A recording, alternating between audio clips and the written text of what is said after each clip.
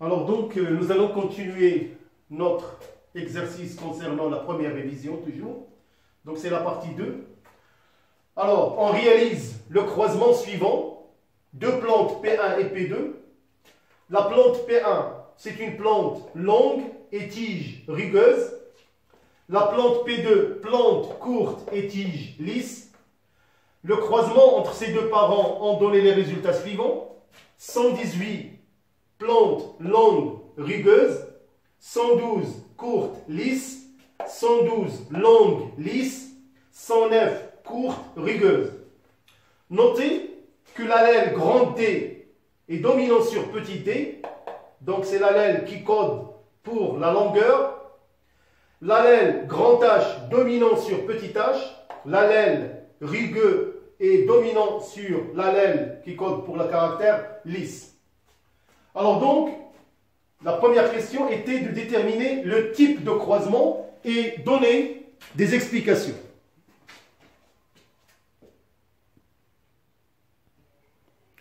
Alors nous allons passer à la correction. Donc, on va expliquer le type de croisement.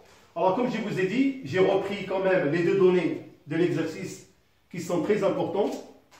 L'allèle grand D est dominant sur petit d, c'est-à-dire l'allèle grand D qui code pour la longueur est dominant sur l'allèle qui code pour la forme courte. L'allèle grand H rugueux qui code pour cette couleur est dominant sur la couleur lisse petit h.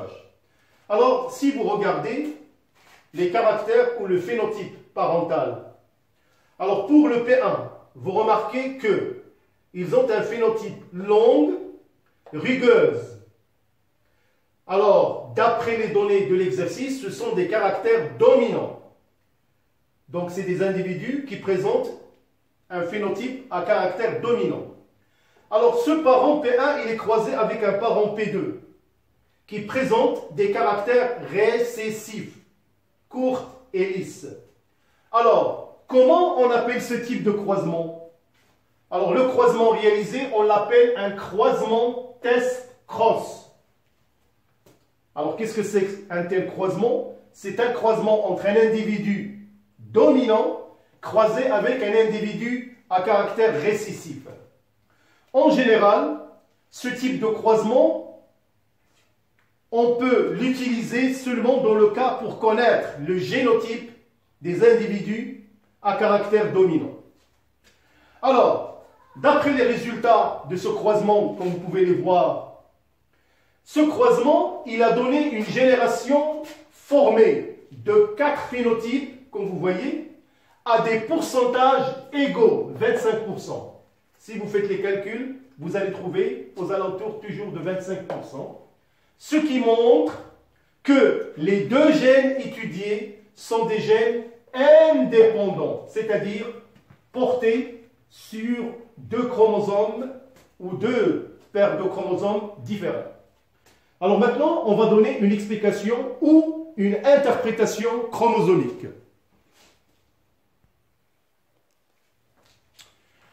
Alors donc, on va faire une interprétation chromosomique.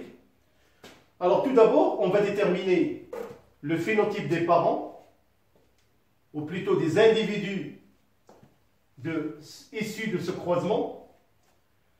Alors, comme l'allèle grand D est dominant sur petit d, donc le parent P1 aura un phénotype, c'est-à-dire une apparence extérieure grand DH qui se traduit par une plante longue et rugueuse. Alors comme génotype, comme on a vérifié qu'il s'agit de deux allèles qui sont indépendants, donc le caractère grand D, petit d porté sur un couple ou une paire de chromosomes et l'autre paire porte le caractère grand H, petit h. Alors pour le parent P2, il présente un phénotype petit d, petit h, donc c'est le parent à caractère récessif. Donc, comme génotype, petit d, petit h, petit h. Alors, j'aimerais bien ici de rappeler surtout d'un phénomène biologique important qui est la méiose. Alors il faut revenir pour voir les capsules qui traitent ce phénomène biologique de division capitale si vous voulez comprendre la génétique, mais je vais seulement rappeler qu'au cours de la méiose, ce processus est composé de deux divisions, une division réductionnelle, une division équationnelle, et à la fin de ce processus, on obtient des gamètes, soit d'origine mâle ou d'origine femelle, haploïdes, c'est-à-dire à N chromosomes, parce qu'on part chez les parents des cellules sexuelles à 2N chromosomes. Alors, puisque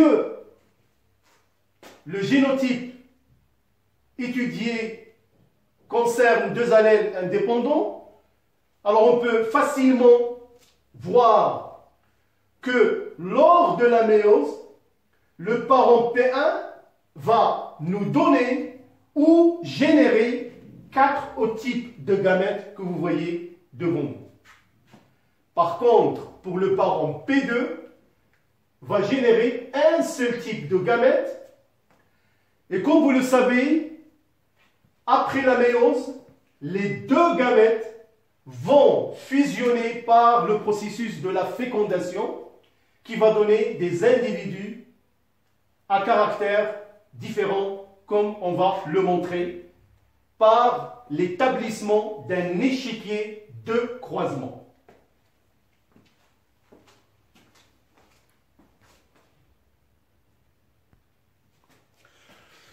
Alors, comme je vous ai dit, on a établi l'échiquier de croisement. Alors, cet échiquier va tout simplement confirmer les résultats obtenus dans le croisement étudié. Alors, comme je vous ai dit, le parent P1, au cours du processus de la méiose, va produire 4 types de gamètes que vous avez devant vous. Par contre, le parent P2 va seulement générer un seul type de gamètes. L'échiquier de croisement résume tout simplement les possibilités qui ont lieu au cours du processus de la fécondation, c'est-à-dire ce processus qui permet le fusionnement des gamètes mâles et femelles. Alors on va obtenir 4 types de phénotypes à des pourcentages comme c'est mentionné, 25%, bien sûr c'est à vous de refaire cet échiquier et interpréter les résultats trouvés par rapport aux résultats donnés de l'exercice. Alors maintenant, quel est l'intérêt de ce croisement? Test cross. Alors ce croisement permet à partir des phénotypes obtenus de savoir le nombre de gamètes produits par chaque individu et donc permet de déterminer le génotype de l'individu testé. Donc ça c'est l'intérêt du croisement test. C'est à retenir, c'est apprendre par cœur, mais aussi savoir l'utiliser au cas de besoin. Alors voilà, donc ce croisement nous a permis de parler d'un dihybridisme, c'est-à-dire la transmission de deux caractères qui sont indépendants, portés par deux couples de chromosomes, et il nous a permis de voir de près à quoi sert un test cross.